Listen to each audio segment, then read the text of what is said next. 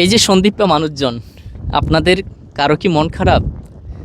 অথবা কাছের মানুষ, বন্ধু মানুষ, অত্যন্ত হৃদয়ের মানুষ কষ্ট দিয়েছে, প্রতারণা করেছে, এই জন্য পুরো পৃথিবীকে আপনার বিষের মতো লাগছে। হয়তোবা এমনও মানুষ থাকতে পারেন যে সারাদিন এতটা ব্যস্ত, কোনোভাবে রেস্ট পাচ্ছেন না বা কোনো কারণ খুঁজে পাচ্ছেন না যেটার কারণে আপনি হ্যাপি থাকতে পারবেন। তাহলে আপনাকে আমি সাজেস্ট করব, সন্দ্বীপের সাগর পাড়ে চলে আসেন। আপনার বাড়ি থেকে যেখানটায় সবচেয়ে বেশি কাছে সাগর পাড়, সেদিকে যেতে পারেন। আমার মনে হয় আপনার সকল মন খারাপের সমাধান এই সাগর হতে পারবে। আমার বিশ্বাস। আমিও মানুষ, রক্তে মাংসে গড়া, কিন্তু অজানা কোনো কারণে, আমি জানি না এটা কি কারণে হয়, সাগর পাড়ে যখনই আসি আমার পৃথিবীর সমস্ত দুঃখ মানে 1 মিনিটের জন্য আমি ভুলে যাই।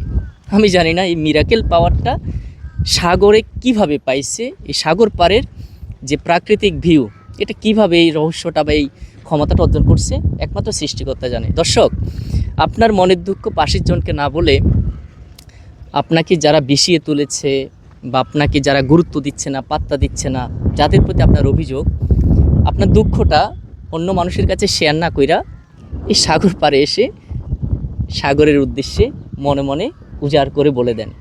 দেখবেন নিমিষে আপনার হৃদয়টা শান্ত হয়ে উঠবে। এটা আসলে সৃষ্টিকর্তার এক রহস্যময় শক্তি এই সাগরের আছে। হ্যাঁ, আপনি যদি সৃষ্টিকর্তার রহস্য শক্তি সম্পর্কে বিশ্বাস করেন, তাহলে এই সাগর পাড়ে এসে আপনি তার মাহাত্ম্য বুঝতে পারবেন। দেখেন, যারা প্রকৃতিপ্রেমী, প্রকৃতিকে ভালোবাসেন, তারা সৃষ্টিকর্তাকে প্রকৃতির সৃষ্টির মধ্যে খুঁজে পান।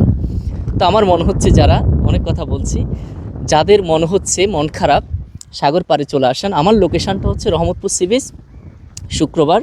হ্যাঁ, আমি চলে আসলাম। আমি কিন্তু শুক্রবারটা কখনো মিস করি না, চলে আসলাম। আপনারা চলে আসতে পারবেন। ধন্যবাদ।